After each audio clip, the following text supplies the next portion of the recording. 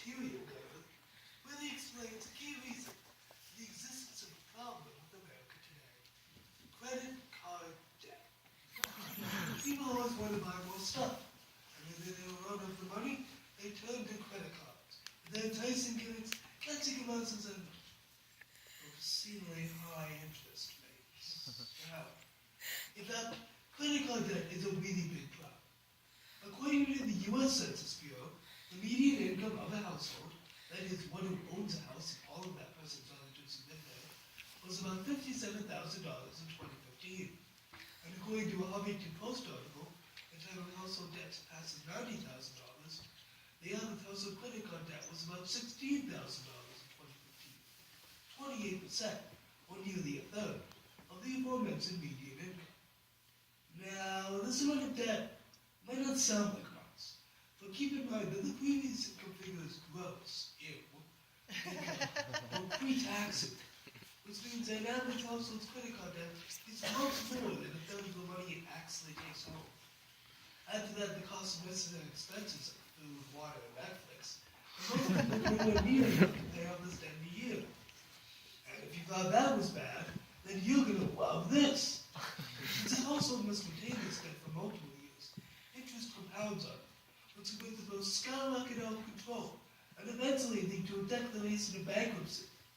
All of these things will ruin the household member's credit and make their lives miserable. But wait, it gets worse, because we need more debt than before. For example, in 1998, the median household gross income was about $57,000, the same as today's, and the average household credit card debt was about $6,000, with both figures adjusted for inflation. Need help with the math? This means in 1998, the average household's credit card debt was only 9% of its annual income. Well, now, it is 28%. But why do we have so much credit card debt? Well, let's try and find out. First, let's explore what leads Americans to use credit cards so much these days. Second, let's discuss the negative impacts of this usage. Finally, let's look ahead for some possible solutions. So why is it that Americans use credit cards so much? Well, there are many reasons. One reason is that they feel since a company is willing to give them a credit card, they can afford whatever they buy. For example, Gina Polgar was a loan officer for 10 years and wanted a client who obviously had this mindset. She recounts her experiences with that client in a U.S. News article entitled 5 Bad Credit Card Habits to Break Down. Gina talks about how a client had 40 credit cards. Most of which are maxed out. Polgar says, I asked her about them, imagining that there had been some catastrophe in her past, like an illness or disability that could explain to lenders. Unfortunately, no such luck. Polgar's client admitted that she had gone a little crazy after getting a well-paying job managing a casino, and she bought herself anything she got the mildest desire for. The client told Polgar, I didn't have myself anything. I assumed they could afford it if they give me the credit. Look, most of us aren't like that. We start using credit cards with the best of intentions to pay for an emergency or weep awards, like sorts of things that are immediately paying the debt off. But sometimes it just gets too bad. For example, Grayson Bell, founder of the blog Debt Roundup, started with a credit card in college. At first, he always paid off his debt at the end of each month, and received lots of awards for his Sony card. But when he had to pay for a major car repair, things started going downhill. Grayson shares his experiences in a post entitled My Personal Debt Beginning. After the repair to fix his car, Grayson, like so many of us, started making only the minimum payment each month.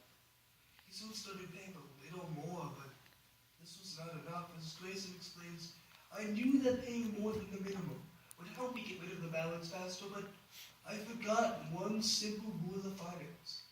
Stop spending more than what you earn.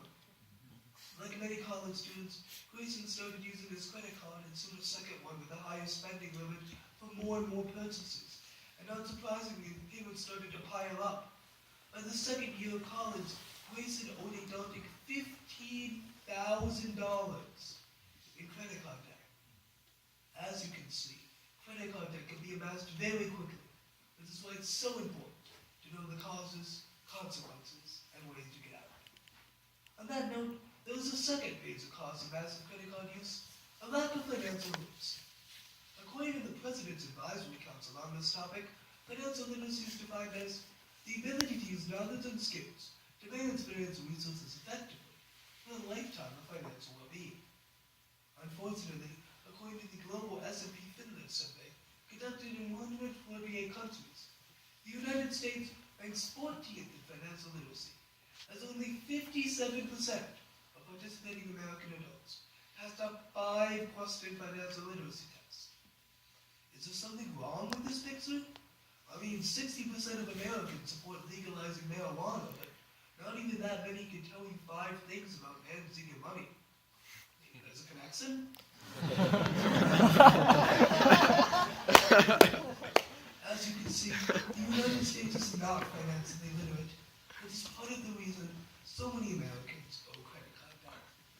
Finally, there's a third, less obvious, condemnable, and equally important reason, which is that some people need to use a credit card to pay for an emergency. This is because many people just don't save.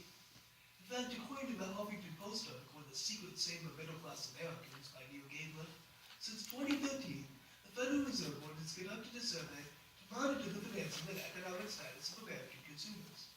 The Fed asked respondents how they pay for a $400 emergency.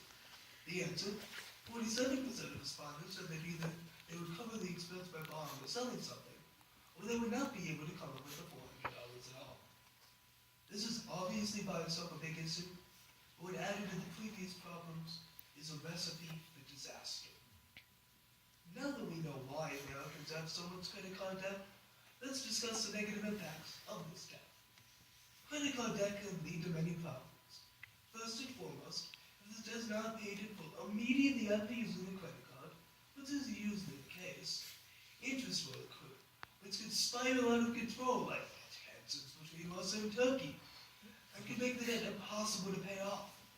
Even if the debt does get paid off, having large amounts, especially if it's too long, will wreak havoc on your credit score, making any future car or house loans nearly impossible. If you can't pay off the debt, you might end up having to declare bankruptcy, which will ruin your credit score even more, and will make any bank extremely wary of loaning you money, fearing that you can't pay it back. And unfortunately, bankruptcy is a growing trend. According to the American Bankruptcy Institute, there were 780,000 consumer bankruptcies in 1994, while there were 820,000 in 2015. And remember, these are consumer bankruptcies, meaning 40,000 more people, just like you and me, are declaring bankruptcy annually. But wait, overuse a credit card now and we're done with the negative effects. For free! The debt itself has been a source of stress, along with the stress effects of jobs or hours worked to pay it off. The stress can have negative effects not just on your mental health, but on your physical health as well. In fact, according to the Huffington Post article, Work Stress on the Rise, 8 in 10 Americans are stressed about their jobs, survey finds. There's no doubt that these rising levels of job-related stress are taking a toll on Americans' health. Occupational stress increases the risk of heart attack, according to a 2012 College London review of studies. Job stress can also accelerate the aging process and raise women's risk of diabetes, according to other 2012 studies. Large quantities of unmanaged or unmanageable debt also has a general negative effect of keeping credit card interest rates extremely high. As long as credit card companies make lots of money off people that don't pay back the debt, and people continue to overuse the cards, nothing will ever change.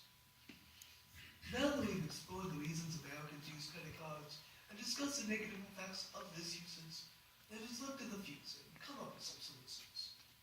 Listen, I know, I've spouted a lot of facts and figures at you, and it's been tempting to tune out for a lot of this speech, but please pay attention. Credit card debt is a big deal, and though solving this problem will not by any means be easy, there are some simple things y'all can do. First, learn what you can about financial literacy. Makes it a good practice to be alive.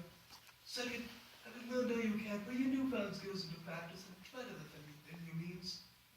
This can be accomplished easily if you just create and stick to a budget. Finally, it makes it to save some money.